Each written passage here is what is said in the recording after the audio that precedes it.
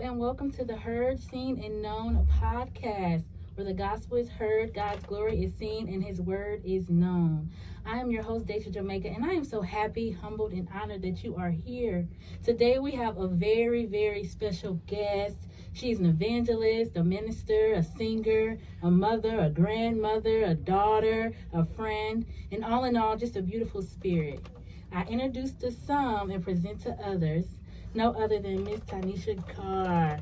Hello. Hello. How are you doing today? I am doing well. That's good. That's good. Thank you so much for accepting my invitation. You're welcome. I know it can be a little nerve-wracking, but I got you. All right. So first off, we're going to start with a couple of icebreaker questions for you just to get started here. Okay. One of them will be more of a surface question, and the other one will be more in depth. So does that sound good to you? Sounds good. All right, so my first one is, who in the Bible do you feel you can relate to most and why?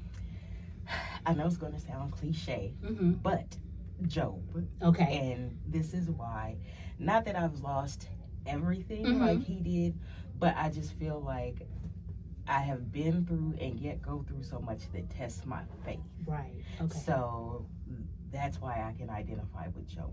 To lose so much, to go through so much, to have people doubt you, say, all kind of things, even those that you feel like should be in your corner, not be in your corner, and yet trust God and have faith in God that although I may not understand, these things don't make sense, but God, I trust you. Right. So, yeah, and I think it can be difficult too, just, sometimes depending on the situation that you go through, trusting him with it. Like, okay, I know I don't understand, and I should not lean on my own understanding, but God, come on now. Right. Yeah, so I've been there. Exactly. Can you think of a time or instance where that really was like, oh, I got to lean on you for real? When I lost my oldest daughter. Okay. I would say, although I've been through a lot, that was probably the moment where it was like, okay, God, it's just you and me. Right. I can't go to my mom, I can't go to my dad. My friends with kids don't understand. My friends that don't have kids don't understand. Yeah. Jesus, even in that moment after she passed, it was just like, I just need to go be alone with Jesus right now, because I don't understand. I know this is God's plan, and I just need some help understanding this plan and some strength to get through these days I have to go through ahead. And it was a difficult time, it was a lonely time, but it was just me and God. Yeah. And it was just kind of like, God, I even to this day, almost 17 years later, I still don't fully understand. Yeah. I have good days, I have bad days, but God, I trust you. Right. Well, first and foremost, I want to say thank you for sharing that. Secondly, I'm so sorry to hear that. I know even though it's been so long, it still can be, some days can be harder than others. I don't know what it's like to lose a child at all, but I do know what it's like to have loss, and I just recently lost my mom. Right. So dealing with that and just going, especially when it's unexpected, it's like, oh, wow, okay. I gotta lean on you a little bit more than I think I ever have to lean on you before. Yep. So yeah, I can definitely understand in that retrospect. Is there any more that you had with just? No, I think that's the biggest thing. Yeah. Just because in that place of not knowing and not understanding, and having people constantly saying well, how are you doing? And it's like, if I really told you how I was doing, could you really handle it? And God just really taught me in that season, one, how to process my emotions, to let myself feel however I needed to feel. Absolutely. When I felt it. And there would be a lot of days I'd get up and I'd just be like, God, I'm angry today, and you need to help me through this. And then it got to a point where okay, well, God, you don't have to, but I really need you to help me today, so just trusting how I feel, and allowing myself to feel that, and knowing that because I'm mad or I'm angry or I'm tearful or whatever that emotion may be, doesn't mean I don't trust God. Right. Exactly. It just means that I'm human. Exactly. And I have these feelings and these emotions that he knew I was going to have before I even had them. Right. So exactly. Here they are, God. I don't know what to do with them. Yeah. Yeah. I think that's the biggest thing too, being honest with your emotions. Because I think sometimes we try to suppress or be like, nah, I'm good, even when we're not, or either opposite, we're good and we're trying to like, well, maybe I should not say that I'm okay, you know? And I think, I don't know if this story helped you or not. This story helped me with the losing of my mom, which was talking about emotions. And what I thought about was when Jesus, when Lazarus died and Jesus wept. But he still knew the outcome. He still knew he would rise him up again. So even though he knew, like, hey, I'm going to rise him up again, he still allowed his emotions to be seen in that moment, the humanity of it. And I thought, wow, that is so powerful. Because so many times we're like, well, I know that, you know, this person could be in a better place, they're at peace. It's still hard. Yes, because we love them. Right. We care about them. When I lost her, to be honest, the only thing that I could equate to that type of pain was losing a parent. Yeah. Like, you know what I mean? Because there is, especially a mother, because there's that connection between the mother and the child. And so it was just like, this is my firstborn. Yeah. I like, God, what am I supposed to do in this moment? Like, other than trust you, like that's all I got. That's it. That's all I got. I have nothing else. I don't know anything else. I don't know what to do. I don't know what to say. But God, I know I trust you.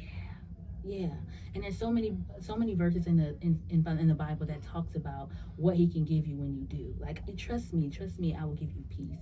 You know, and so all the scriptures tell you, like, okay, if you do this, this is what you can get from it. So it's like, well, shoot, if that's the case, then well, let me try it, because what do I have to lose?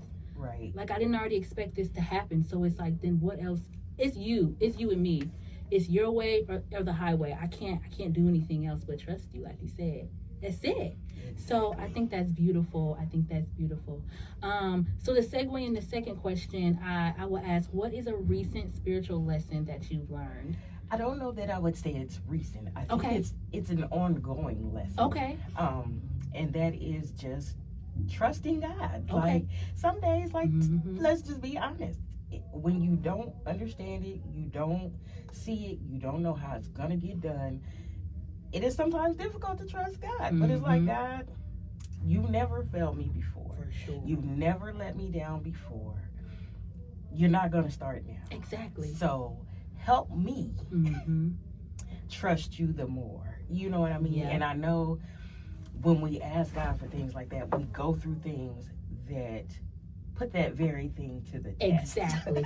So, but it's just like, God, especially in this uncertain time, I think my prayer now in these uncertain days that we live in is just, God, show me how to maneuver in this time that we're in. Show me how to be prepared for whatever is to come our way. Like, I don't want to be trying to figure it out. And help me to trust you, because let's be real, uncertain times are scary. You know, when you're in unfamiliar territory, it's scary. Like, naturally and spiritually, because, you know, God is doing some things with my ministry, like, you know, just walking into that purpose that He has for me. Like, God, I don't want to do this. You know, this is not my plan. This is definitely your plan. But help me to trust you when I don't see it. Help me to trust you when I look around and the unexpected happens, and I don't really know how to deal with that. God, you know what, at the end of the day, it really is you and me. It really is. Like, I've been doing a lot of self-reflection lately, and just, even as a child, just knowing that I was not like other kids, and not wanting to accept that I not like other kids. Like, why am I not like other kids? And trying to make myself fit into a mold that was never meant for me, so therefore it was never comfortable. Like, I am who I am, and God, I trust you to be all that you have called me to be. And so, speaking of, you know, growing up as a child, how would you say, you know, you were as a child in detail and in depth? If you like to share? Like, childhood. Like, you know, for me, childhood was amazing. Like, I was a daddy's girl, still am. I'm extremely close to my mom. Well, you've seen that, you know, when she comes. And so we laugh now because, you know, growing up, your mom especially always tells you, like, I'm not one of your little friends. Right. Well, now I have achieved being one of her little friends, and so, like, this is great. Yeah. Being one of her little friends. But I spent a lot of time with my great-grandmother, because my maternal grandmother passed the year before I was born. So I never knew my maternal grandmother. I just had my great-grandmother, and there were also times I forgot she was my great-grandmother because she was all I knew. But before she passed, she and I were extremely close. My paternal grandmother, before she passed, like, we were extremely close. Like, I just feel like my childhood was great. That's like, so good. Family is everything to me. And, you know, I owe that to my mom, my dad, my grandparents. As a kid, not really wanting to be in church, but, you know, I thank them now for that foundation. For sure. So would you say you grew up in church or not so much? Yeah, definitely a church kid. Did.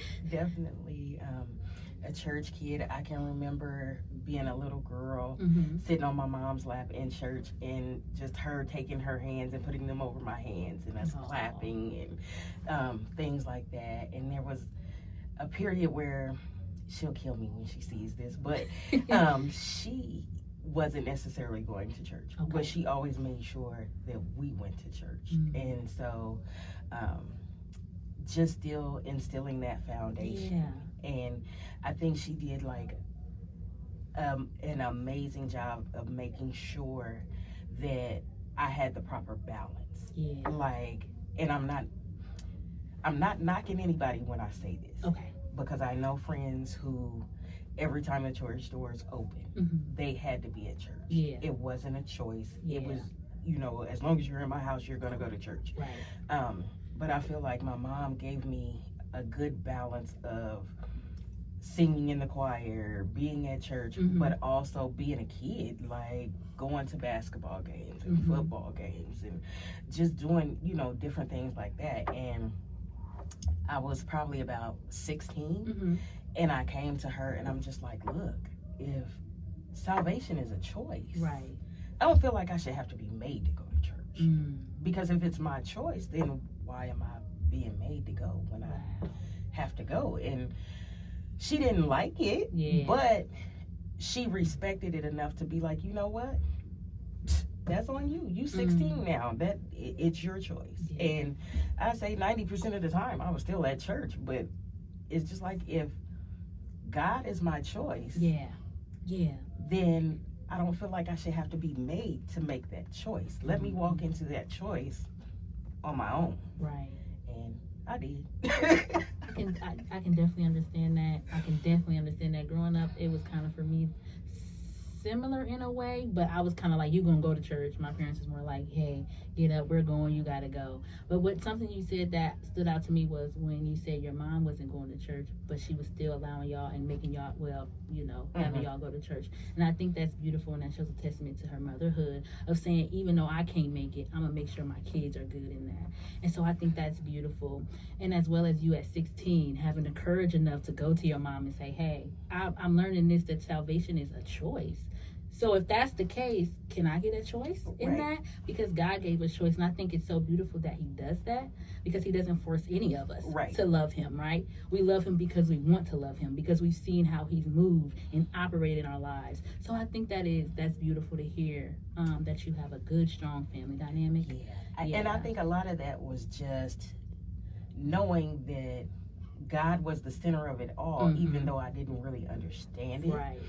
But now, as an adult, as a mother, you know, a grandmother, all of that, like, I get the foundational piece. Like, I can recall the days spent with my great grandmother and just seeing her sit in her chair and just singing. Like, back then you never really knew when they were going through stuff, but now I understand it. Like, sitting and listening to her sing I Love the Lord, He Heard My Cry. And that's all I ever would hear, you know, never hearing her complain about life's issues or circumstances, but just hearing her call on Jesus. And even as a teen, hearing my mom in the kitchen just, you know, singing and different things like that, and it just be like, oh, would she just be quiet? But that was just more me not wanting to accept that, like, this is life. Yeah. You know, like, she's going through some things, and this is how she knows how to deal with it versus yelling and screaming and complaining. Like, she's just going to call on Jesus. And we laugh all the time because I tend to be a hothead. I am a work in progress. Hey. And so when things would happen, like, anybody that knows me knows she is my heart. And if I'm gonna be pulled out of character by something, it's somebody messing with my mom. And so there are a lot of times I would be like, Mom, just let me handle it. Just let me get him. Let me, and she'd be like, nope. I'm just going to talk to Jesus about it. I'm just going to tell God. Because you know what? He can fix it better than I can. And I'll be like, but Mom, listen, if you just let me take care of it. But I'm growing to understand that concept, to just, you know what? God, I'm going to let you handle it. Because you can handle it better than I can. You can fix it better than I can. I'm going to just, and there are a lot of times that God will just, I believe he speaks to you in a manner that you can understand. Absolutely, he does. And so for me, my mouth is probably the most hard to control thing for me. And so there are times where he just very audibly is like, Tanesha, shut up. Like, not be quiet, not calm down, just shut up. Okay, God. Yeah, you said it. Okay. I'm gonna just shut up now. For sure. I can definitely relate to that. I think my mouth, that's exactly something I've been working on. Like, being like, is that necessary to say right now? Yeah. Do I really need to say that right now? Like, all of it. Yeah. Maybe I could take some few steps back. And then with my mom as well, like, one thing I didn't play about was my mom. Don't say nothing about my mom. Don't. Because it's like, I can be cool, I can be sweet. But the people that I love and I care about, especially my mom, we might have another issue. Right? You gonna see a whole nother side. Like, a whole nother side. And you looking at me and I'm looking at you. Because I'm just like, well, what did you expect me to do? Exactly. Right? But I can definitely relate to that with it's just like, all right, God, I gotta pray because I'm getting a little triggered and I need your help because I'm gonna say some things I didn't mean to say or I meant to say. Yeah. Right? Yeah. But I shouldn't have said it. Let's be honest. So absolutely get it. I get it. So who would you say you feel like you can talk to when you feel stuck or you feel stagnant? Definitely my mom. I have some God-given sisters and cousins who are like sisters, but for those heavy things, like my mom, and I will give her much credit because in a time where children were seen and not heard, that was not how she raised us. She raised us to know that her door was always open, regardless of the situation.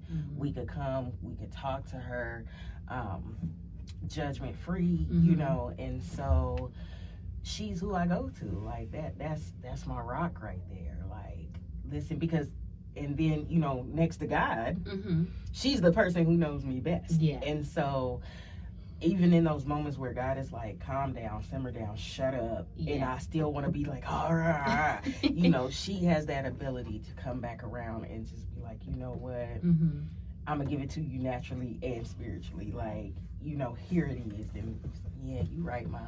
You right. Right, because at the end of the day, our moms be saying some good stuff. They be right. Right. Yeah, like, I'm listening to you right now, but I think you're right. So it sounds like your mom is a very pivotal part in your life, and I love to hear that. So you being a mother yourself, what are some things that you think that your mom raised you as that you took in your motherhood? It would definitely be laying that foundation of God and Jesus and how important he is, but also expressing to them that same thing, like, my door is always open and it's judgment free. I would rather you come talk to me than one of your little friends who's in the same situation you in and doesn't know any more than you know. Come and talk to me. And especially after my oldest passed, it was just kind of like, man, I don't have that opportunity to go to her and be like, hey, like, did you really know that I really loved you in those times I was hard on you? It wasn't because, but my youngest has been very instrumental in helping me to understand that they had conversations to the side of different things, and that they knew. And she tells me quite often, like, she thanks God that I was the mother that I was, that laid that foundation for her, that allowed her to be her, and, you know, just be able to speak her piece and not silence her. And, you know, just watching her become the woman of God that she is just amazing. And watching her with her son, it's just like, oh my gosh, this is great. Yeah. So how does it feel? What do you think there's a difference in your roles as being a mother and a grandmother now? Oh, definitely.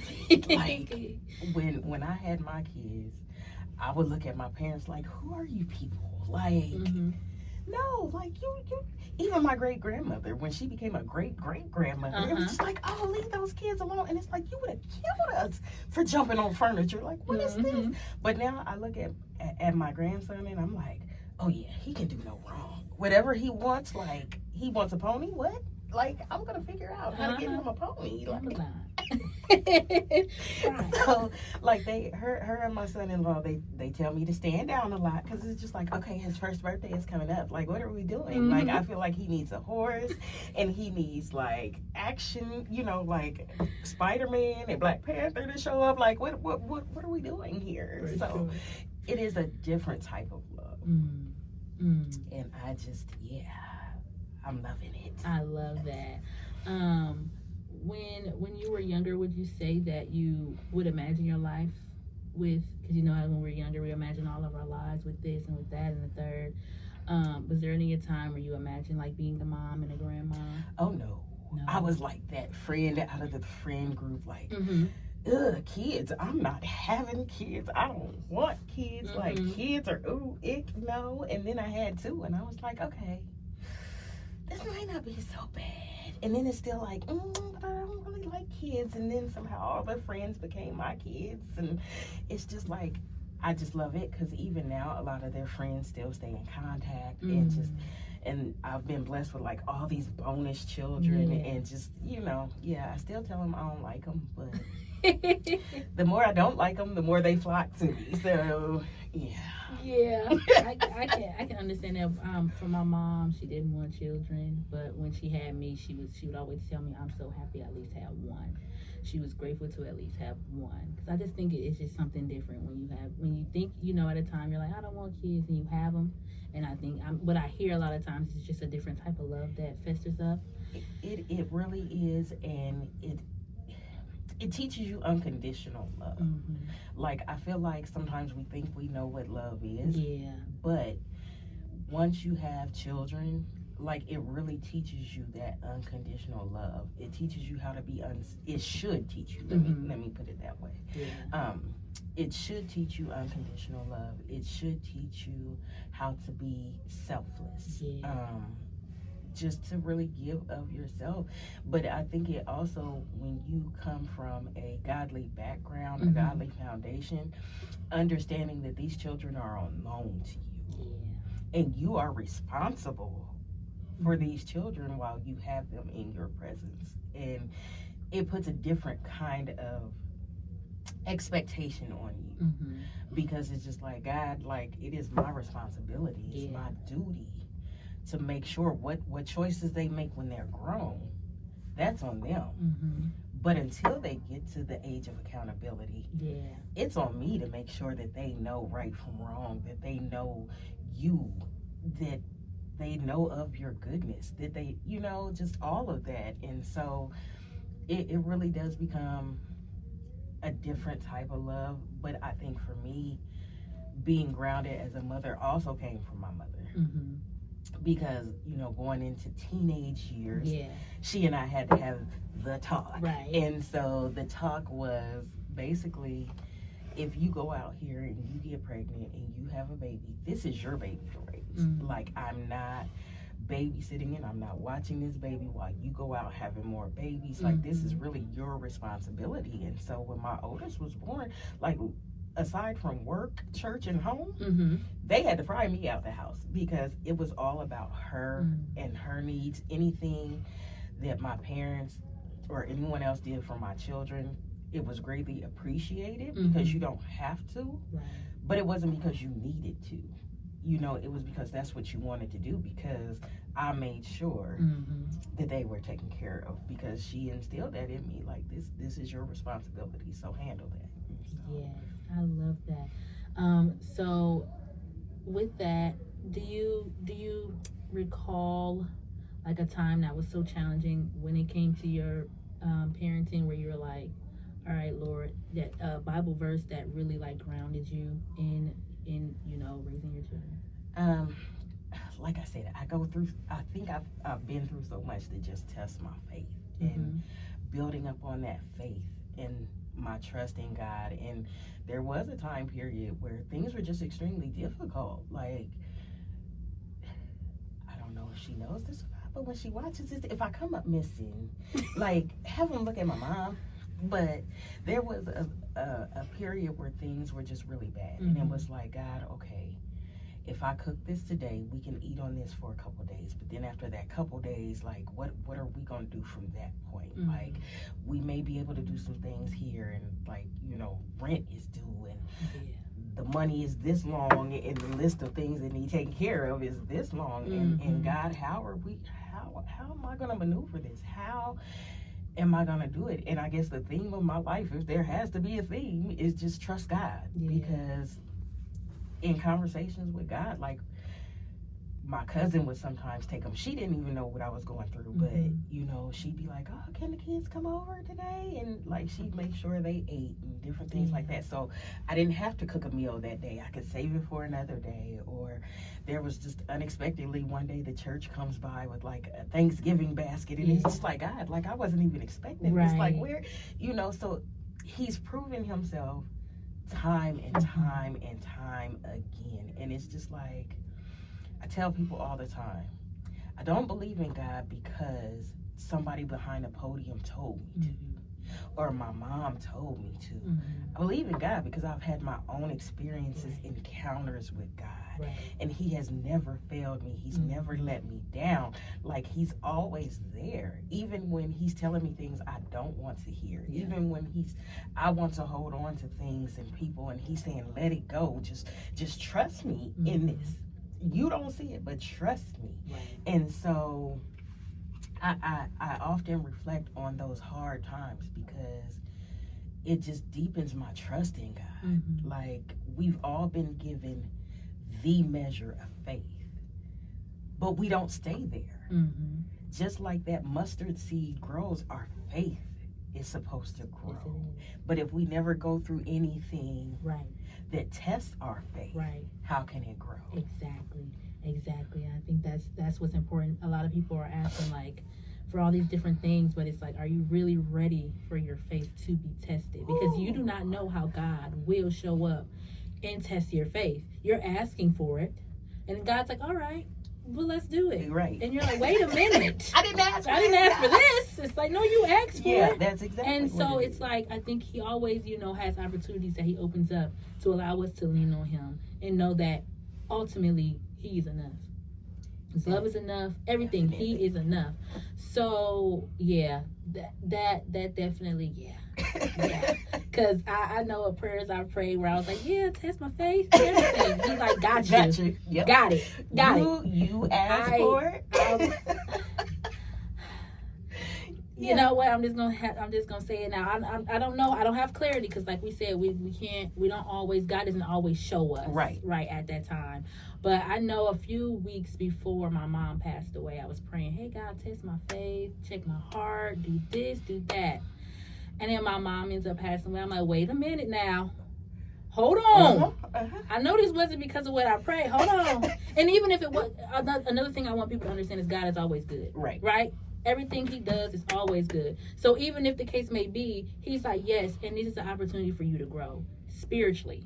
This is a time for you to see that it's me and you. It's you and me. And so what are you going to do? And I feel like I've made a commitment in my life where I was like, no matter what I go through, I'm going to lean on him. That's it. Because I've given my life to the enemy for so long before that.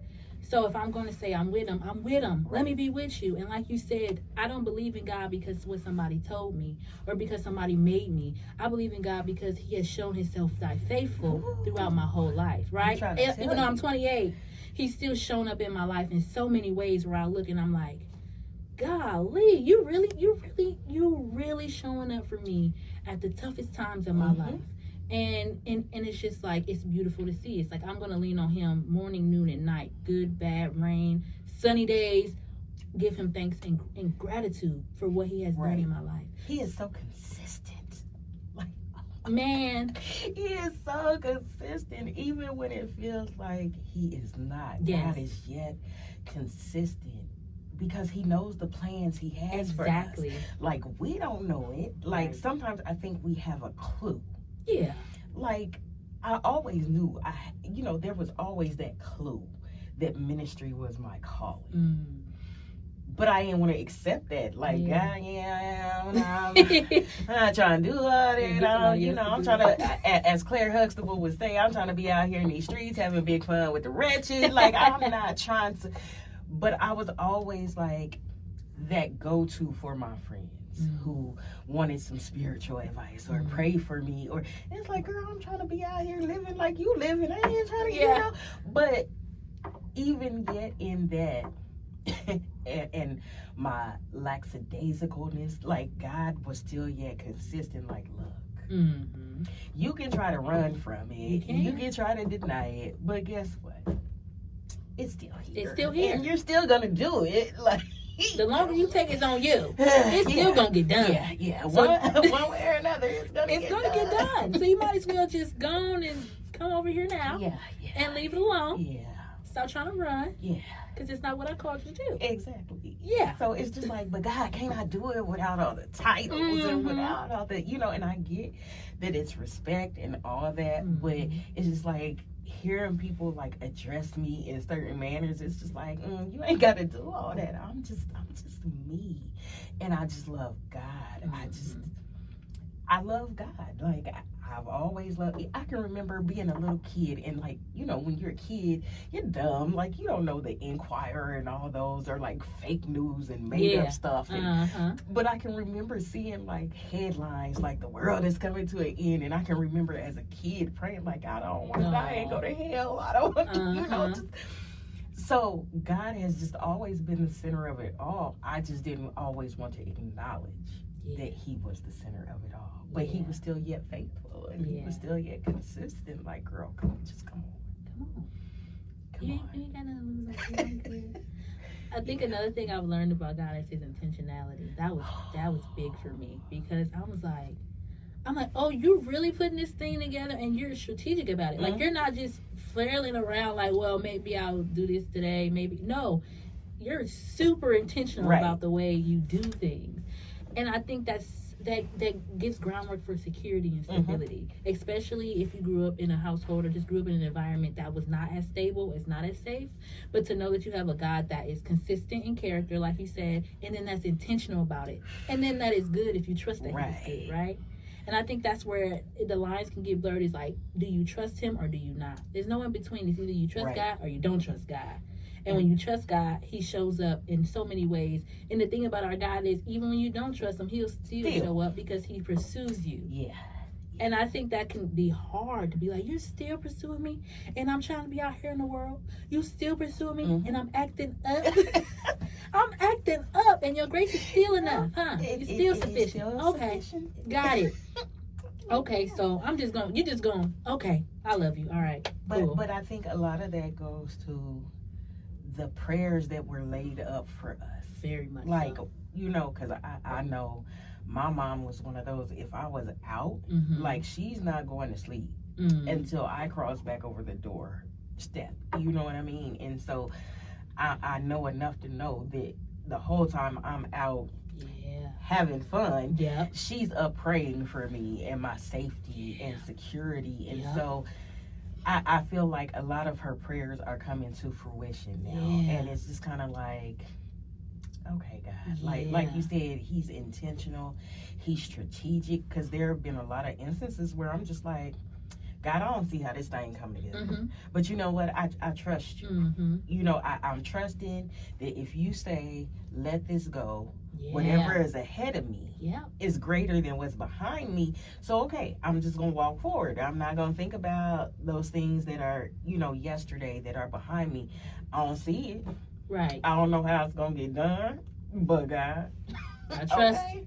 And then as it starts to come together, it's like, okay, God, I see what you did there. I see it. I see what you did there. Mhm. Okay, God. Yep. And it's like, even like you said, the prayers. I think it's so important to have people around you that will pray for you. Oh, definitely. You know, I think my mom, you know, when I was out here, she was definitely praying for me. Like, oh, okay, I hope this girl gets it together. Right. Because she's way far gone.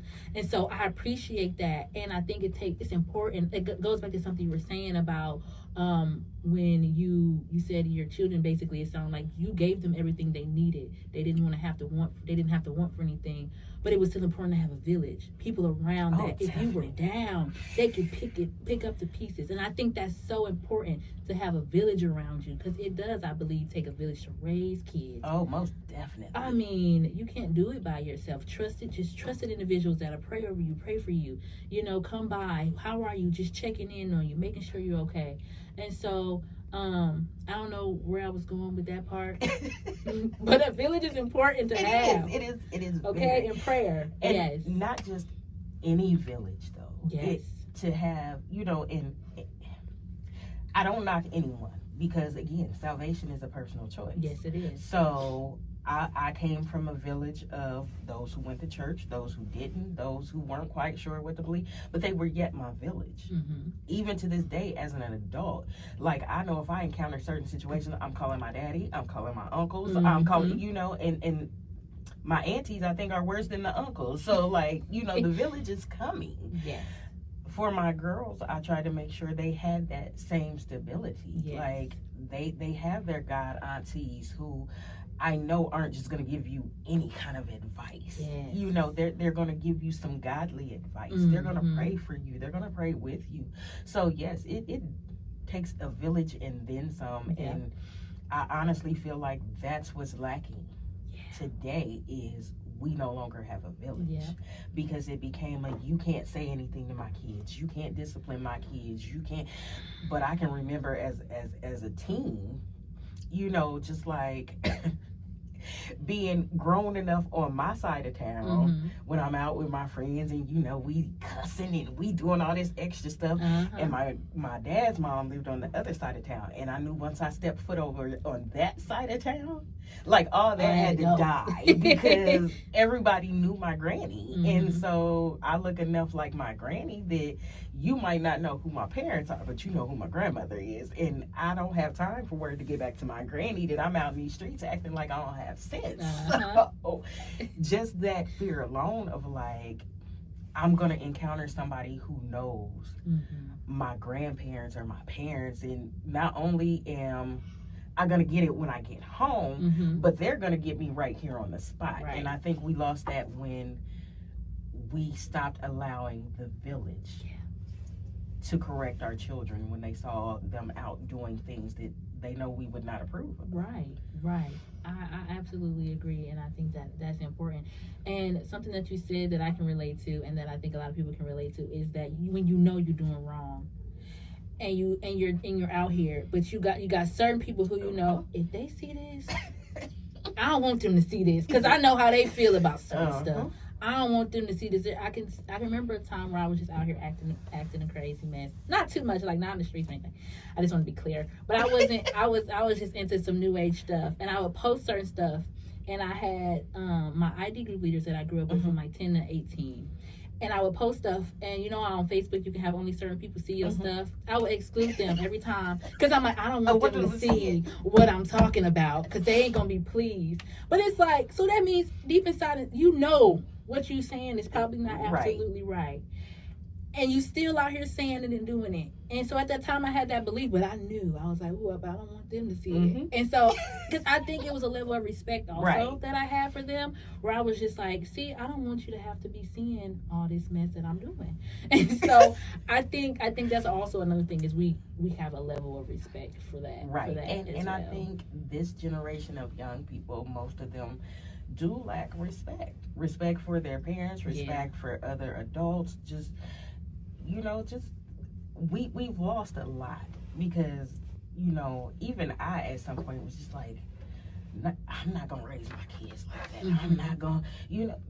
Yeah, I became a mom. Yeah, I did, and it wasn't a bad thing. Like, but at that moment before I had kids, it was just like, I don't want to raise my kids like this. I don't want to, you know, make them go to church. I don't want to, you know, all this extra stuff. And it's like, no, these things are needed. Yeah, they're needed. They're needed. Like, respect for other people goes a long way. It does.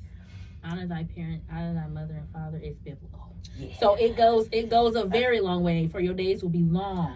So I think, honor is something that we don't really do a lot. We're not obedient to certain things. And it's just like, this generation I think it's a lost art that, you know, a lot of them aren't respectful when it comes to certain things. Well, and I think, you know, there's nothing wrong with, because my daughter can tell you, because she's Lord willing, she'll be 26 this year. And I think at some point she became one of my little friends. Okay. And, you know, but she will tell you, like, she has always understood that there was that line. Like, I will laugh with you. I will kiki with you a little bit. And you cross that line, though, you're going to get a different mom. Like, I'm not your friend. It's not my job to tell you what you want to hear. It's not my job to let you do any and everything that you want to do. My job as your mom is to set boundaries for you. My job as your mom is to tell you right from wrong. It's not to let you, you know, and although some people kind of disagreed with my parenting style, because when she was probably about 16, 17, she really didn't have a curfew. But I knew where you were. Right. I knew who you were with. Right. We had clearly defined rules. Like, if you leave from this point, you need to be letting me know. Because I'm thinking you over here and you're over here. Like, no, we're not doing that. And anytime that you abuse these boundaries, it will be taken right back. But she was an honor roll student, an early graduate. She had 2 jobs.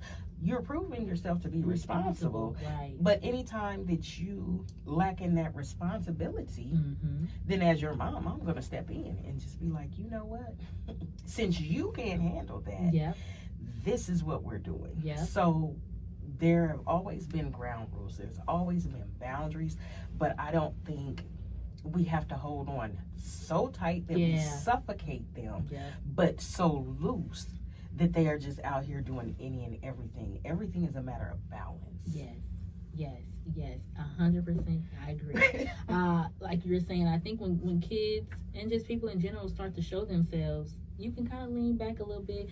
As for as kids, yes, it is, as an adult, it is the responsibility to be like, hey, these are the boundaries. And I think that's another thing that's lacking, is there's a lack of boundaries. No one knows the line. And I think that's where it gets dangerous. It's like, do they know the line? Right. If they don't know the line, they don't know if they're crossing it or not. So it's kind of like, well, how are you? Can you really be upset if you haven't clearly defined where that line is? But it's great to hear that. I think that sounds great to me. Like, hey, if they're showing that they're responsible and you know where they at, and like you said, I think that goes along with you saying, like, the open door. I think that builds trust to know, okay, I can go to mom and tell her whatever is going on, because she trusts me enough and I trust her enough to go, hey, I was here, and while I was even here, something happened. Right. I need to talk to you about it. Right. And it just builds trust in a deeper relationship that you can grow from, so that eventually you can become one of their little friends. You know what I mean? But right now, not really. No. Now that you're an adult, you know, I think you've crossed that territory. To one of my little friends, we have a group FaceTime that we do almost every day, me, her, and my mom, and it's just kind of like, you know, I'm one of your little friends now, you know, kind of, you know, but boundaries are necessary. Even at 51, I'm grown with a grown child, Mm-hmm. and I still know that there are just certain lines Yes. with my mom that even before I came into salvation, Mm-hmm. just because the boundaries and the foundation that my parents set, for me, it was just never one of those instances where like I'm drinking around my parents, I'm Yeah. smoking around my parents, I'm cussing around my parents. Like there have been times where they have seen me like highly upset, and when I snap and go to that place, Mm-hmm. there were a lot of things that would come out of my mouth. Mm-hmm. But then later I'm going back like, you know what, Mom, Dad, I didn't mean to cuss in front of you. Like that's just not my, you know. But it was just that respect for them. Mm-hmm. Like there are just certain things, and that doesn't knock what other people do in their house. Right. Like you free to do what you want to in your house. Exactly. But as for the household I grew up Right. in, there were just certain things that were not acceptable. Right. And even at 51, I still feel I feel like there are just certain lines that do not get crossed. Yeah. I think also it's just common decency. Yeah. Like it's just the bare minimum. Like don't cuss in front of adults, especially your parents. It's just like the bare minimum things we've even lost. Yeah. And it's just like, you know, my question to you is, how do you think we can bring that back? I think it definitely goes back to, and this is just across the board, because I think some things are just, or should be, second nature, regardless of whether you have a foundation of Christ or Mm-hmm. whether, you know, just we have to go back to being parents and not friends. Mm-hmm. You know, there's no way that my girls could have been unsupervised at what my oldest probably got her phone when she was like maybe 12, 13. My youngest got her phone at 8. The oldest was on like MySpace. Yeah. You know what I mean? Like there is no way, but we had rules though. Right. I will have every password. Mm-hmm. At any time, if you change passwords, delete anything, like I'm shutting it all down. Like go Mm-hmm. back to having some kind of foundation. Yeah. It is okay to tell your kids no. Mm-hmm.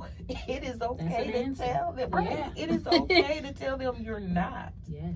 going to do this or that. You're not, you know, my mom wasn't ignorant. She knew I was out here drinking and stuff, Yeah. but drinking in my house, no, we not doing that. She knew I smoked cigarettes, but smoking in my house, like, no. Mm-hmm. We're just not. Go back to creating some boundaries. Mm-hmm. Be okay with being the bad guy. Because as a parent, my job is not always to be, even as the parent of an adult child, it's Mm-hmm. not always to be the good guy. So tell your kids no. Tell them they can't go. I grew up in a time you couldn't go to any and everybody's house. You That's couldn't true. spend the night at any and Mhm. everyone's house. My girls were there was a select few Mm-hmm. whose houses that I trusted the adults in that house enough Yeah. to let you go spend the night. Yeah.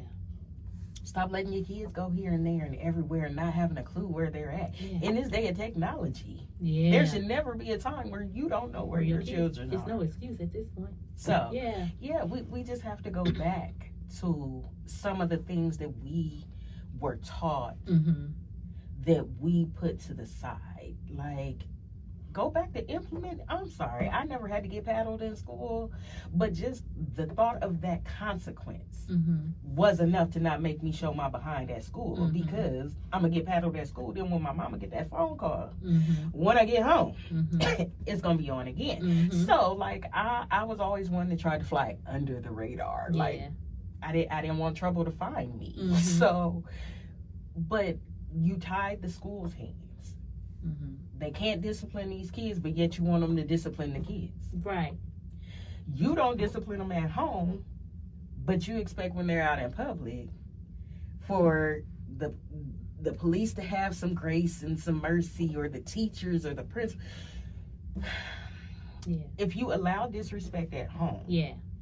what do you think is going to happen Right. when they're not at home? Right. I would always tell my kids, I discipline you now because I love you. Right. These people in the street don't care about you, be it your friends, and I'm not anti-police, Mm-hmm. but most of them don't care about these kids. Like, you know what I mean? Yeah, they just doing their job. Exactly. So I discipline you now. 1, because I love you. Mm-hmm. 2, because I may not always be here. Right. And if I'm not here, you need to know how to conduct yourself. Right, exactly. So I don't send you out here to clown at school and to be disrespectful and all these other things, because you know I will show up at the school, because that's not what we do.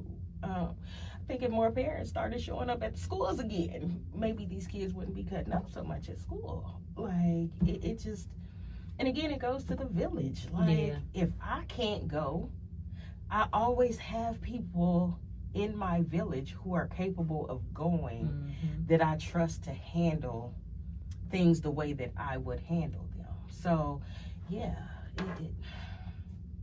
we got to go back to some basic principles. So exactly, and I think, basic principles, common sense, good judgment, wisdom. You know, Proverbs.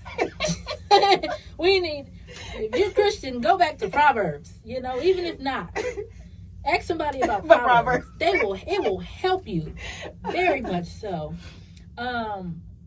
With that, I know this. I don't know if this is such a touchy subject or not, to be honest.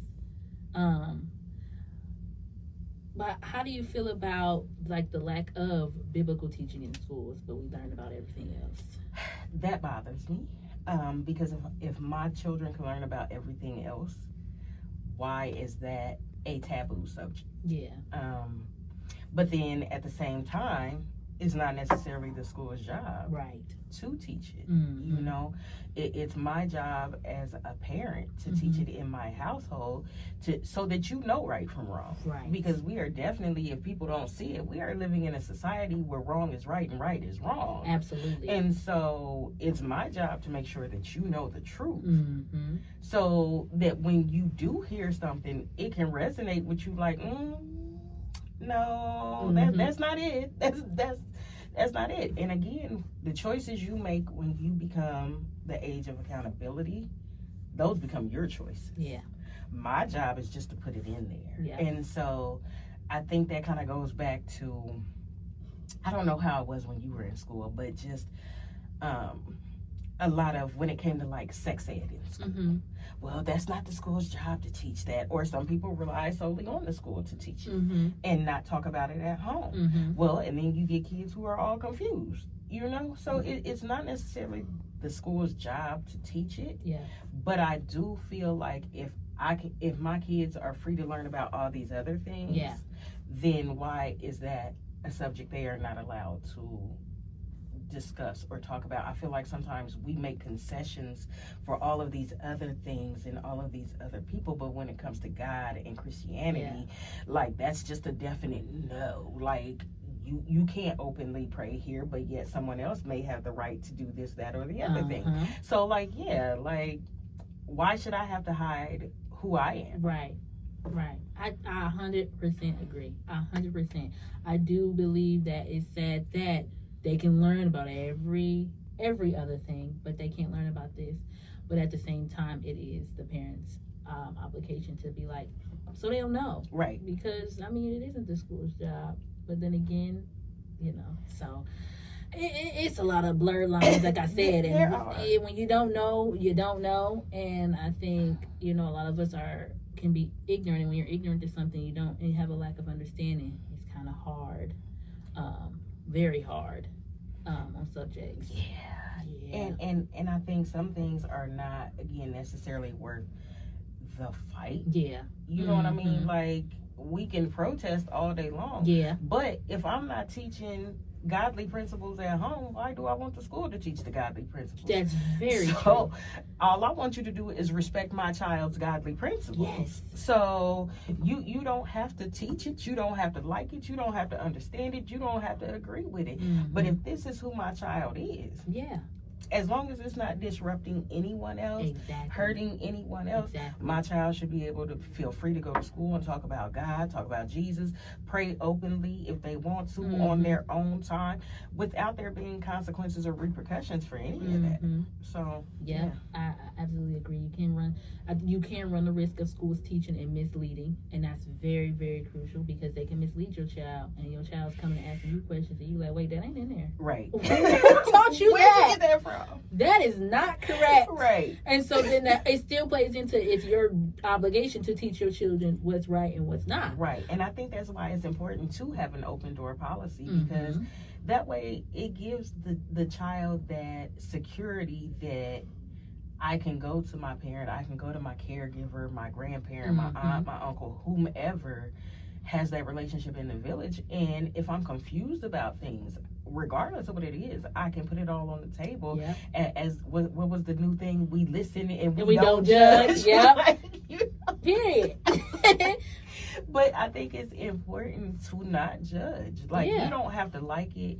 You don't have to understand. I'm sure there were a ton of things that my mom just could not stand, but she took that to Jesus. Like, when I was talking to her, you know, it was like, I'm gonna give you straight facts. Naturally, I'm gonna give it to you spiritually.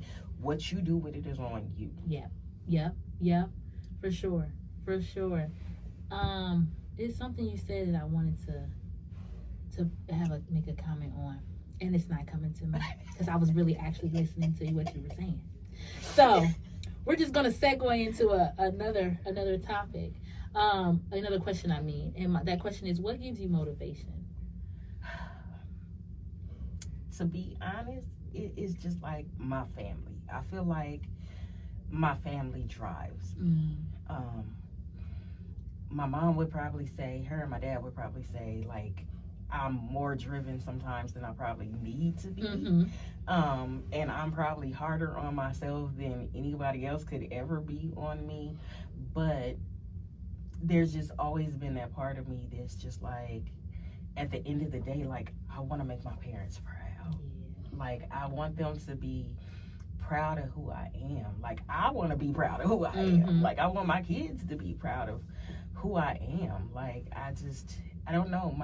God knows one of my prayers is that, like, I tap into that wealth where I'm able to take care of my parents. Like, that is my heart's desire, is to be able to do for them like they've always done for me and my brother, like I see them do for everyone else. Like, I want to be in that position where I can just be like, look, y'all, I mean, they own their own house, but like, look, I done kind of upgraded y'all a little bit. Like, you know, you don't have to worry about that, and I got you. So, and even my daughter, just being able to be in a position to create like some generational wealth. Even though she's married and she now belongs to her husband, you know, according to what we say in the Bible, she left her mother and cleave to her husband, but still to be able to create that generational wealth so that they don't have to worry about anything. So, like, I think that's what drives me. It motivates me. It's just like to always be the best version of myself. And I think that's important. So it's like, it's what it sounds like to me is family. Just, it's very, like, that's the top of your list, top value for you. God, family, like, that's it.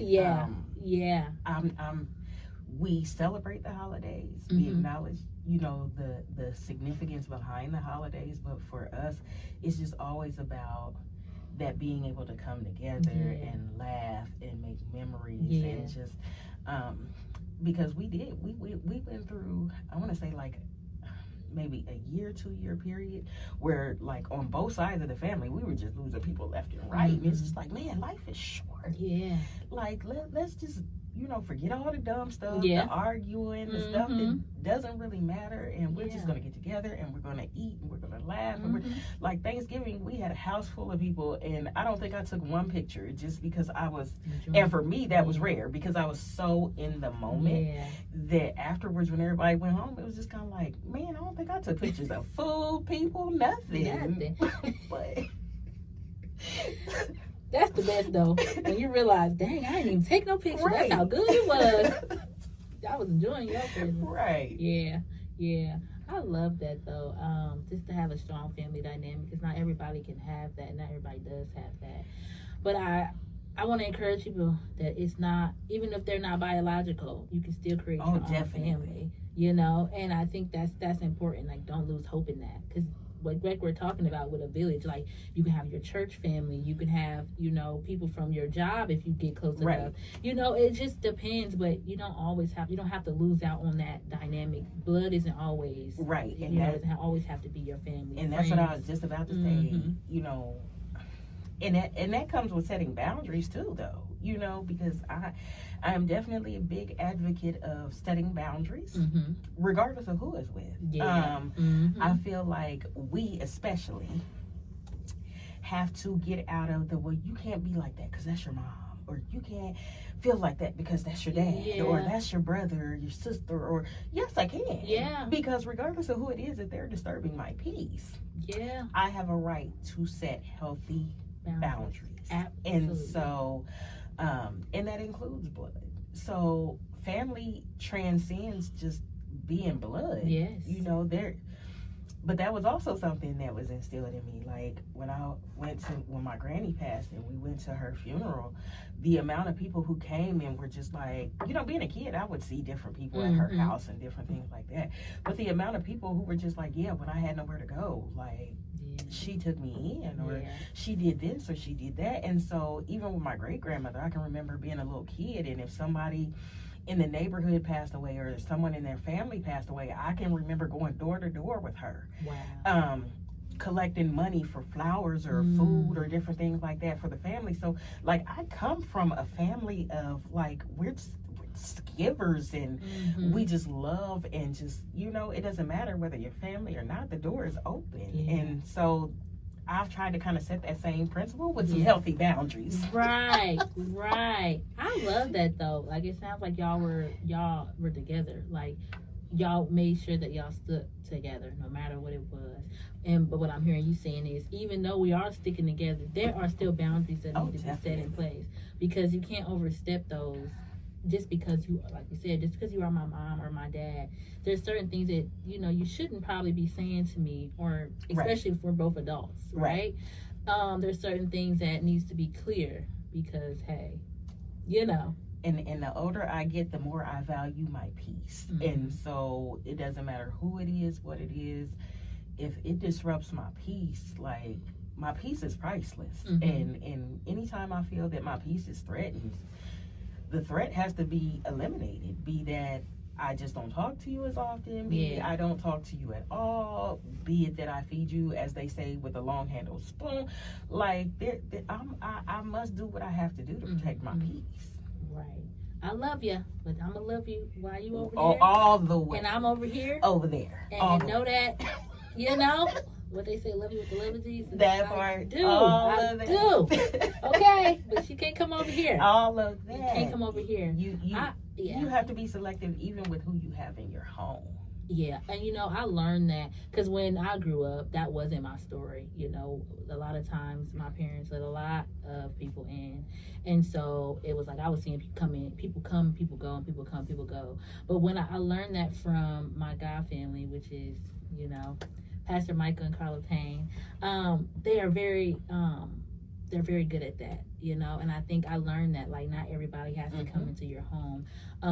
You know, not saying that they're just like, you know, but I think it's just important. Like, they're loving, they're kind, but they also have boundaries to where it's like, this is my home, this is my peace, and not everybody can come and have access in and out of my home. So that's something I learned, and I was like, you know what? This is different. This is real different. But it's all right. I like this because, you know what? I'm not going to lie. It makes me feel more safe and more secure, because I know that they're not just allowing any and everybody in their home. In Kayla's home, to be specific, because she don't want her to fight me. Okay. In their home. Love you, girl. Anyway, but yeah, and so that just made me feel more safe and secure, because I'm like, I don't gotta worry about it. I know when they got people coming that they trust. Right. You know, and even if people stop by, they stop by for a little bit, but like the people that they really got in their home, it's not a lot. So I'm like, I like this. I like this. It builds, I think it brings safety and security with the people that are around, so you can trust them. Like, okay, because everybody that comes through your doorway doesn't always come with good intentions. Yeah, absolutely. And I'm a firm believer that sometimes people deposit stuff. Yeah. And then you're wondering why there's chaos in your house and why you're feeling like this and why you're so mad and angry and why, because you have allowed the wrong people to come in and disturb, and that goes for your spiritual space as well. Like, you can't connect with everybody. You can't click with everybody. We may have been friends for the last 50 years, but if your spirit disturbs my spirit, you got to be over there. If every time we talk is woe is me and life is, and lifes, it does, and I'm not knocking it. Sometimes life's a little more for others. For sure. Like, girl got another hit. But if you should be able to find something to be grateful for. Every time I talk to you, it should not be woe is me. So if every time I talk to you is woe is me, I got to talk to you a little less. Because then the next thing you know, I'm going to be like, well, life and... and then you wondering why. Why am I complaining now? Because that's done rubbed off. And life is too short to be miserable and always looking at the downside of life. Like, life happens, things happen that can shake your very core, your very foundation. But again, one of the things I learned was it's okay to feel that. Just don't stay there. Like, don't dwell in it. Don't live in it. Allow yourself that moment. And I've literally had times where God is just like, this is your last time crying over this situation. And it's like, all right, God, you right. Like, I ain't giving it no more energy. I'm not giving it any more tears, any more time. Like, we're just going to move on from this situation. And it's just like, when you stay in it, when you dwell in it, then all you see is negative. Yes. That's your perception. It's perception now. That's all you can see because you've thought about it and dwelled on it and sat in it, and now everybody is like after you. No, because you've sat in that feeling for way too long and it's become your reality, and now you believe it. It's like, it doesn't have to be that way. You don't have to be that way, sugar. You can be okay. You said for 5 minutes, and if you have the next 10, don't have them think you crazy. You okay? And that's it. Shake it off. Get off. Up, dust yourself off. I mean, even David, when he and Bathsheba's son died, he sat in sackcloth and ashes. But at a certain point, he got up, dusted himself off. Let me backtrack. When the baby was sick, he sat in sackcloth and ashes. When the baby died, he got up, dusted himself off. Like, that's just reality. Things happen. Life, as long as we are living. My great-grandmother was good for that one. She say, oh, this is bothering me today, or that. And I'd be like, oh, And she would just say, keep on living. Well, Grandma, I done kept on living, Big Mama. And you know what? I understand a little bit better now. Because I done kept on living. Now I know what you mean. When you say them days, like, my hands ain't working too good today, but they working. So I can't dwell on that they not working the best that they could. They working. Like, God, my body is aching, but I'm moving on my own. Like, there is something. It's always something to be positive about. Always something. I think that's one of my values. Is I value gratitude, because there's always something to be thankful for. You can look around and you can say, I'm not who I was yesterday. That's something to be thankful for. Baby, if I didn't react yesterday and respond the way I thought I was going to respond, that's something to be grateful for. Because, man, and I think giving ourselves grace is so important. And that's something I had to learn in my recent years. Like, give yourself grace. It is okay. You're just now starting out. You don't know, but you're trying to know. And you're learning. So give yourself grace. It's okay to make mistakes as long as you learn from them and you keep moving. But if you stay in that and you stay stagnant and you don't grow, God can't move the way he need to move in your life. Now something you could have got done 5 years 5 years ago, now it's like 10 years now, you're trying to get it done. Well, God could have been did so much stuff that he could have been done And you done sat up there and was like, well, Right. I don't know. And why they doing this and why they doing that and why I can't do it? Because you won't put yourself in a position to You won't. do it. Yeah. And you are so right. Giving myself grace is one of those things that I have learned and am yet learning, Yes. because I'm such a perfectionist. And so when it doesn't work the way I want it to work or the way I feel it should work, like, it is irritating to my soul. But it's like, give yourself some grace. Right. And God is teaching me to extend that same grace to other Yes. people. Because that's a hard one for me. That, you know, when you cross me, it had a tendency, I'm going to say had, because, you know, God is doing some things. That's right. Okay. To go bad. And if you go low, I'm definitely going lower. Like, if you approach it that way, then I'm definitely hitting below the belt on purpose. Like, I want it to hurt. No, I want it to sting. I want it to, you think I won't cut you off, but watch this. Like, you know. And so it's just like, you know, times I want to cut people off and God is just like, no. Yeah. Give them some grace. Yes. And it's like, oh, I always got to be the one to give some grace. I don't wanna... But that same grace I expect from you has to be that same grace that I extend to others. Simply because I extend you grace does not give you access to me. Absolutely. But I am giving you grace. I think the biggest lesson that God has taught me as of late, when I want to, you know, entertain, because it's just like, oh, I got time today. What time? Right. Got time today. And God is like, no. Yeah. No, you don't. But God, I really do have time today. We can address this Schedule today. clear. You know? God is like, no. But what I want you to do is, I want you to call their name out in prayer. You want me. Well, if you putting it on my heart, I'll do it. You want me to pray for them. What? I want you to go stand in the gap for them. God, what? Are you sure? Because, because you're telling me I'm going to do it, but... Yeah. But it's teaching me. Yeah. You know, to give that same grace. Everyone has a soul worth saving. And nobody deserves to be thrown away. Again, that doesn't necessarily give you access back to me. Right. It might give you limited access. It might give you no access at all. But I'm going to give you some grace because we are human. Yes. We mess up. We make mistakes. Now, if it becomes a repeated pattern, then, well, again, I'm loving you from over all the way over there. Yeah. But, yeah, definitely. I like to say I am perfectly imperfect. For sure. Because I am definitely a work in progress. Yeah.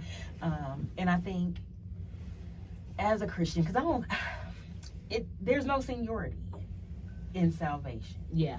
So I think as long as we are above ground, there is always opportunity to learn. Yes. We are never above learning. Yeah. We don't have it all figured out.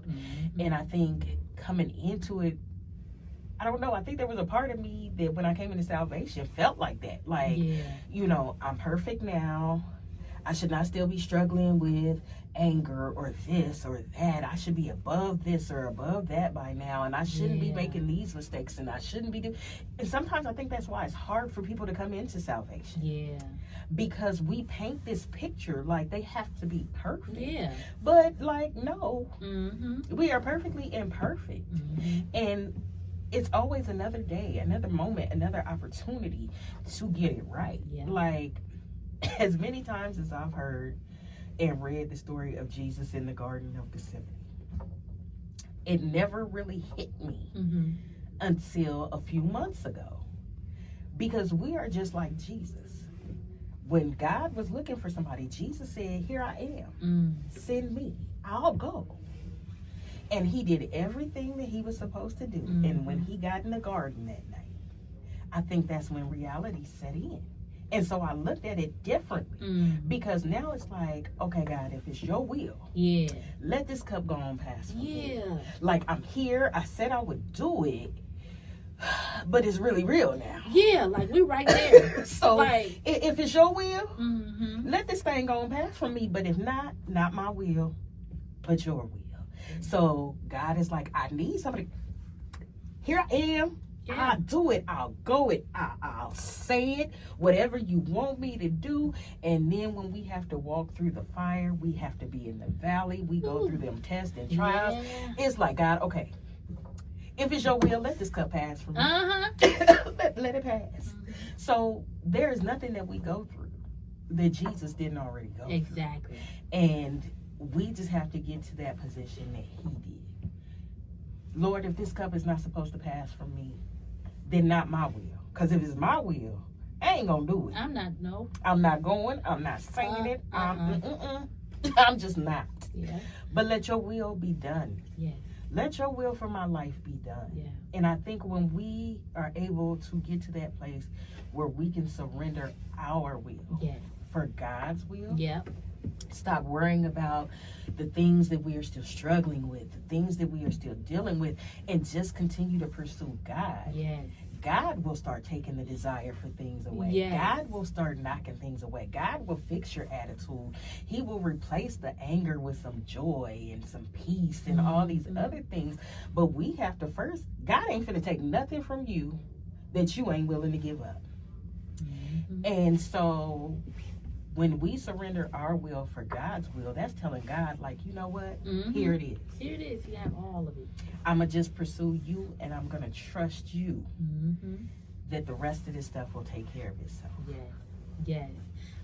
Two things he said. First, that I think people feel like they're all their baggage. Like, I got too much. I can't come over here and I gotta get stuff ready. I gotta get stuff right.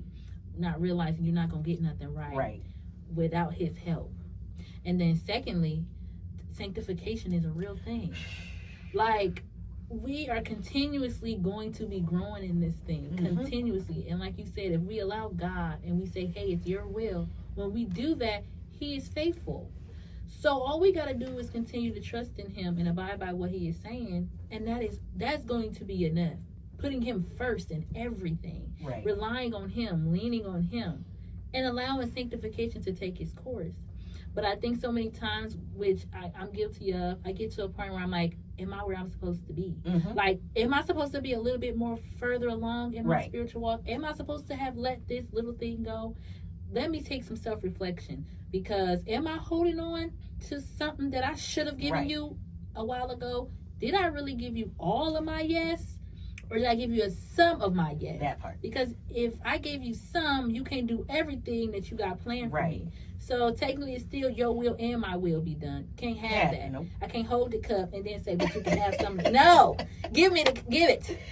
But it's the same thing with our problems and our issues. The Bible clearly tells us to cast all of our cares upon him, because he cares for us. Yes. But and I've been guilty of it too. Okay, God, you can have this problem, but I'm gonna keep this one, and then you can take this one because I can't handle that one, and this one is above me, but I think I can manage this over here. Like, no. And then I'm wondering why I still feel like I'm here, there, and everywhere, because I'm supposed to give it all to you. And then when I give it all to you, I'm not supposed to pick it back up. No. I'm supposed to leave it there. So there's no reason why, if I give it all to you, I should still be feeling the same. So if I'm still feeling the same, then, like you said, self-reflection. God, did I really give it all to you? Did I give it to you and pick it back up? Did I only give you part of it? Like, okay, God, you can work on my anger, but I'm going to keep the cigarettes. You can have this, but I'm going to keep that. Like, no. Total surrender. Otherwise, you will be caught up in that cycle of why, and I've been there. That's why I can talk about it. I've been there. Like, in total transparency, like, I wouldn't really consider myself an alcoholic. I just really love to drink. And so from my perspective, ain't no point in drinking if we not getting drunk. So we going all in. Giving them alcohol was easy. Giving up them cigarettes on the other hand, and I wasn't even what I would consider to be a true smoker, because most true smokers, you going through a pack a day or a couple packs a day, and I can make a pack last me almost 2 weeks, like, unless I'm mad, and then I'm a chain smoke. But it was like trying to give that up, and so when I would get angry, the first thing I'd want to do is reach for that cigarette. Like, I can't count the number of times I would go and buy a pack and smoke one and be like, why did you even, and throw the pack away, get mad, and go get another pack, and then it's like, I didn't even really want this to begin with. But when I totally surrendered that thing, like, God, I don't need these. I don't. Like, it became, you know what I mean? Like, it was never a struggle to begin with. So it's just like, when you yield yourself to God, but you can't just give it to God and then not replace it with something. Right. So if I'm giving up all these things over here, then I've got to pick up my word. I've got to develop a prayer life. I have to fast. I have to. And am I saying, like, I do these things on a regular basis? Like, no. And I believe, you know, in one of my messages at church, I told y'all I have prayer ADHD, because I'll start praying and my mind will be here, there, everywhere. For sure. Like, I'm just being transparent. Like, I go to read my Bible and all of a sudden I get sleepy, but I can scroll Facebook forever. Like, you know what I mean? So that's real. Just being transparent. But I know you can't give up something without replacing it with something. And if you're giving up something negative, you want to replace it with something positive. Right. So, like, I wish people would just stop worrying about trying to be perfect. Yes. And or portraying that life is perfect, because I don't care how long you've been saved, there are some good days, there's some bad days, there's some ups, there's some downs, there's some ins, there's some outs.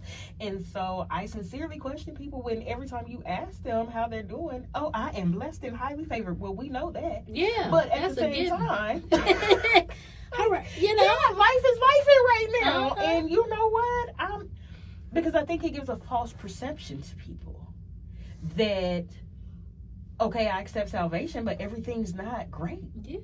So what am I doing wrong? Well, you're not doing anything wrong, because honestly, when you truly give yourself over to God, that's when the enemy is really going to attack you. So we have to stop giving that false perception that just because we accept salvation, then life becomes all roses and sunshine. Exactly. And I think for me, when I was growing up, I had the thought that when I gave my life to Jesus, at the time I didn't actually do it, I thought everything would be roses. Everything would be great. Like, when I gave my life, I automatically be, all right. And stuff was still hitting me, my flesh, all the stuff was still going. I'm like, wait a minute. This not supposed to happen. I thought he was supposed to come through. And so I realized at that time that I really wasn't walking with Christ. I didn't really know Jesus for real, right? I would just pray and whatever and know what I knew. But when I actually gave my life to Christ and I, accepted salvation and all the things, the verse that truly blessed me was, I believe it's John 16:33, where he says, you will have trials and tribulations, but take heart. I've overcome the world. And I was like, it hit me right there. I was like, oh, so we will go through stuff still, but we can have, but he said he's overcome it all. So if he overcame it, then shoot, if I'm rocking with him, I'll be able to do the same thing. So that blessed me so much, learning like, we still gonna go through stuff. Oh, definitely. We still gonna go through stuff. And the biggest thing for me, when I gave my life, he spoke to me immediately. And the thing he gave me was an anchor. And I kept seeing anchors and anchors and anchors. And I realized, it's like you have to be anchored in your word and you have to be anchored in God. Because when life hits you, when it comes and the storms come, if you're flipped and turned all over and you're allowing your feelings to take over, it's not gonna work. Oh, definitely. It's not gonna work. You have to be anchored in me. You have to be anchored in your word. Because when things get tough, you can go straight to it and be like, nah, He said this in his word, nah, If I'm feeling this way, he'll take my burden. His yoke is light. I can take it to him. So I think that's important too. Like, find scriptures that truly, you meditate on them, that truly speak to you at that moment, to where you're like, yeah, I can lean on this one. And I think that's also the other thing, is like, I got to learn the Bible from Genesis to Revelations. True. Yes. Like, no, because I done read Genesis to Revelations, and how much of that actually sticks? Exactly. It's like, what? What did I just read? Exactly. But those scriptures, be anxious for nothing. Mm-hmm. So when my anxiety tries to flare up, God, you said, I don't have to be anxious. Right. All I got to do is come to you. Mm-hmm. The other thing is like growing up and hearing, well, you're not supposed to question God. Yeah. But God, your word says, I have not because I ask not. Exactly. So if I don't ask, how can I ever get an answer? Exactly. So I think it's in how you do it. Like, you can't just be all disrespectful with God. Right. But respectfully, I feel like I can go to God and I can ask him what I will. Yes. It doesn't mean I'm going to get an answer right now because I might not be prepared to hear the answer. That part. It's that part for me. It's that part for me. Because oh, I'm glad you didn't tell me that at that time. Exactly. But when you do get an answer, if you get an answer, right, by the time you hear the answer, you're in a place to hear it. Exactly. And it makes perfect sense. Exactly. Like, oh, why didn't I think of that? Uh-huh. Like, so it's just like, yeah, knock. The door shall be open unto you. Seek, and you shall find. Ask, and you shall receive. Let me tell you something. That verse been playing in my mind all this week. I'm just like, literally, that's the verse. Seek, you shall find. There's no excuse. If you want to know him, go know him. He ain't hiding from you. Exactly. It's like, hey, what's up, God? What's up? I've been waiting on you. I'm glad to hear from about you. time. Okay. You done went to everybody else. Everything else. And I've been here this the whole time. time. But what you were saying about anchor, it triggered that thought about the story when they were on the ship and the sea is raging and Jesus was asleep. And they went like, Master, don't you care? Mm-hmm. Oh, ye of little faith. Like, you don't even realize who you got on board with you. Man. Like, what manner of man is this that he can speak? And it's done. Like, we carry Jesus with us every day. Yes. And we don't even realize who we have with us. Like, so therefore, I see why God is showed you anchors. Like, come on. I am the anchor. Like, when the storm is raging and the winds are blowing, like, I got you. I got you. You don't need to be concerned. You got me on board with you. Why are you tripping? You should be tripping if I wasn't, but I'm here. I'm here. Like, I'm all right I here. gotta do is speak the word. That's it. That's it. The winds will stop blowing. Like, it will. And I think when my mom passed away and I was at her ceremony, so many people was telling me, God prepared you for this. God prepared you for this. And I'm just like, I absolutely agree, because there was so many ways that he showed up, before my mom passed away, and even showing me anchors and just showing me that I had to be rooted in him no matter what happened. Right. And like, to be honest, I never thought I would be handling her passing the way that I'm handling it now. I always thought I'd be devastated, distraught. And not to say I don't have my days where I'm sad and I miss my mom, right? But just the joy and the peace that I have because I'm trusting in God and leaning on his word. It just blows my mind some days, because I'm like, you really showing up for me, huh? You not playing about your daughter, huh? It is that peace that passes all understanding. All like, even your own understanding. Yeah. Because I can co-sign with that. The week leading up to my daughter's funeral, it was just kind of like, I didn't want to receive people at my house. Yeah. So my parents were gracious enough to let me receive them at their house. Because like I told my mom, I want my house to kind of be my place of peace. When I'm feeling overwhelmed, when I'm feeling, I want to be able to go home and just have that moment of peace. And then like the morning of her funeral, like I woke up and like there was a song in my heart. And then it was like, well, God, I did everything but thank you for the 14 years that I had her. So God, you know what? Thank you. Because had life had its way, she would have died when she was born. But I was only 20 years old. There's no way I could have handled that at 20. Yeah.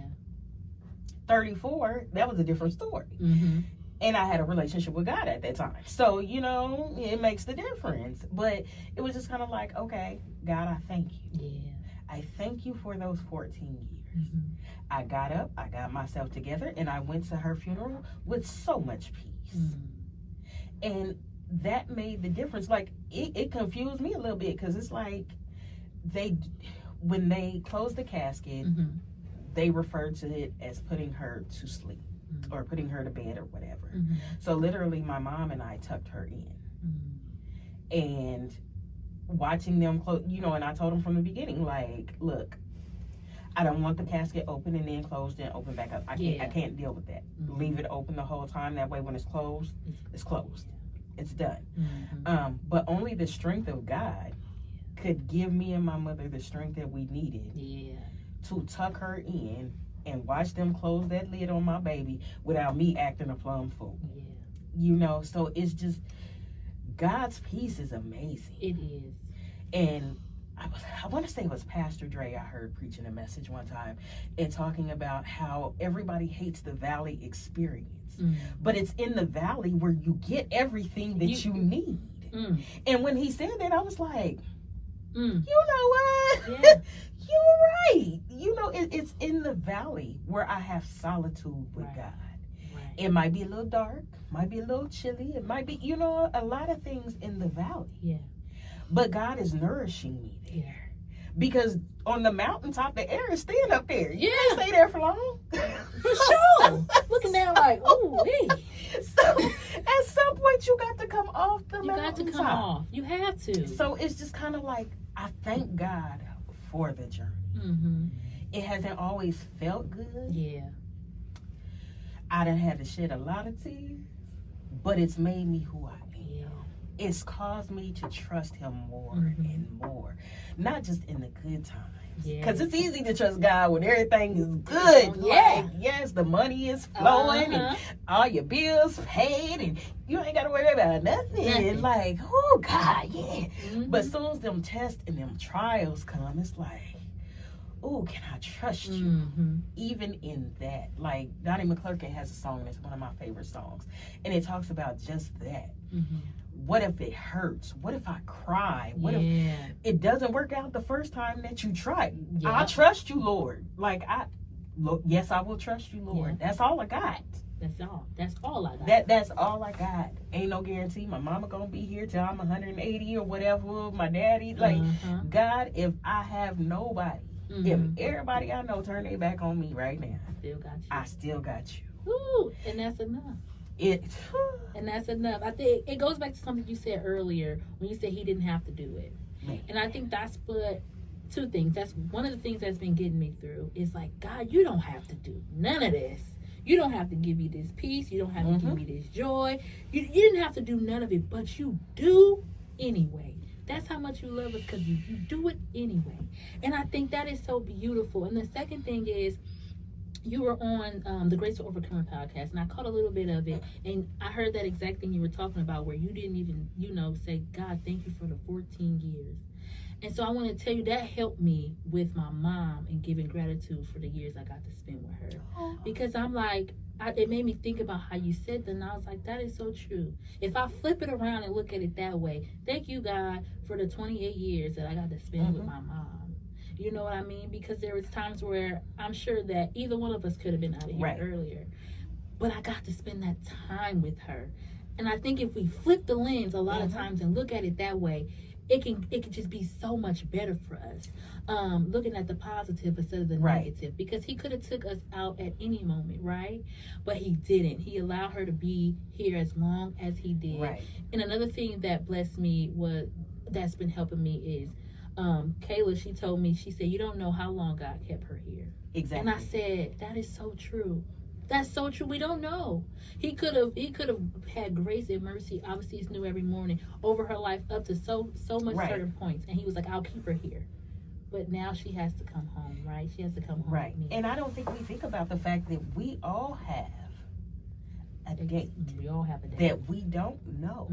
And so I would tell people, like, her work here was done. And they would be like, do you think that was really possible at 14? Yes. We don't know how long of a time span we have to do whatever we have been sent here to do. So even in 14 years, I found out that her presence blessed a lot of people that I had no clue. Like, Yeah. I was telling somebody recently, like, I was getting messages and letters and from people who had dealt with her in school that had moved on. One lady was out of state, and I'm like, I don't know, and she was like Utah, Oregon, somewhere, and I'm like, I don't know nobody there, but I opened it, and it was a letter from somebody who had her in the after school program, and it was just like, you know, she was so respectful, and she was always helping other people, and like the guidance counselor was like, you know, I've had some 6th graders down here, and mind you, she was in the 8th grade, so why are these 6th graders taking her home? But apparently she was a champion of the people. Like, she was not going for people being bullied and all these things. And I'm thinking, like, okay, so you did get it. Like, okay. So whatever she was put here to do was done. Yeah. And like you said, I had to find positives. Because if I didn't, I was going to sit and just dwell on the fact that my baby is gone and just I don't know what to do with this. Like, I as crazy as it sounds, I prayed that God not allow me to have a stony heart, because I knew that anger and that sorrow and all that could turn my heart, and I didn't want it to turn my heart, but I also didn't understand. And so the amount of times I said in church, like, why did I even come today? Because God, I'm not expecting anything from you. I don't even know that I want you to do anything for me today. Like, why am I here? And it was just kind of like, it really was a place of me and God, and just finding that peace, the comfort that nobody did anything to her. Yeah. Like, she wasn't harmed in any way. Nobody took her life. Nobody, just as quietly as she came into the world, she left. And it was just, more importantly, she knew enough to know that my time is up. Yeah. So let me just go on and make sure that I'm good before I leave here. Yeah. So when my parents, my mom was telling me how everything kind of unfolded, when she told me she repented, I already knew that she wasn't coming back. A part of me just knew she wasn't coming back. I was just waiting for them to come and tell me that she wasn't coming back. And so it was just kind of like, in that moment, I remember hearing my mom say, somebody catch her, because I think at that moment, it was just like overwhelming. But when I gathered myself together, it was just like, okay, I need to go have a talk with Jesus now. Because, like, I don't really understand this, but I know this is all like God's plan. But that don't mean, just because we know it's God's plan, don't make it easy. Exactly. So it's just like, I'm gonna need some help to get through this. And there were those little things, like, I had 14 years with her when I could have only had days. Nobody harmed her. You know what I mean? Just, she knew God. Like, you know, so I'm living this life to live again. Like, come on. That part. Tell it again. I'm living this life to live again. To live again. Forever. Eternal. Like, and as I think being analytical, that was a hard thing to grasp for me. Yeah. Absolutely. But it's like, God, you know what? If you said it, I'm going to just go on and believe it. Because at the end of the day, like, I would rather do all of this and find out that he didn't exist than to live like he didn't exist. And I was having a conversation with my cousin the other day, and I said, to me, it hurts my heart to think about getting before God and him telling me to depart from him. Oh, my God. Like, he don't even know me. I said, wait a minute. Yes, like, God, what? Yeah, for sure. Like, I just, when I think about that, it's hurtful. I can cry right now. Man, because, like, God, what you mean you don't know me? Like, all that I did, because I didn't do it in your will. Yes. I did it for my own vain glory. I did it just to be doing it. Like, God, to get before you and be like, you know what? Gone. Because who are you? Who are you? Just who? No. You know what I'm saying? Like, it ain't no reasoning. It ain't no explaining. It ain't no. When you get before God and your life plays out before you, what did you? That's what matters. Not how long you're here. But what did you do with that life you were given? That part. Absolutely. Oh, cool. All right, let me see. All right, so in closing, woo, we can go on and on. I tell you, we might do a part 2, 3, 4, 5, 6. Oh man, you have blessed me today. So My final question to you is, what's the biggest takeaway you hope listeners learn today? That God is real. Mm. He is real. Like, I cannot stress enough that he is real. And if you don't believe me, try him for yourself. I'm right there with her. Try him for yourself. Just give him a try. That's it. Just try him for yourself. I love that. Well, thank you so much. You have been a great guest. I've had such a great time. Do you have any final words that you would like to say? Thank you for pulling me out of my comfort zone. You are welcome.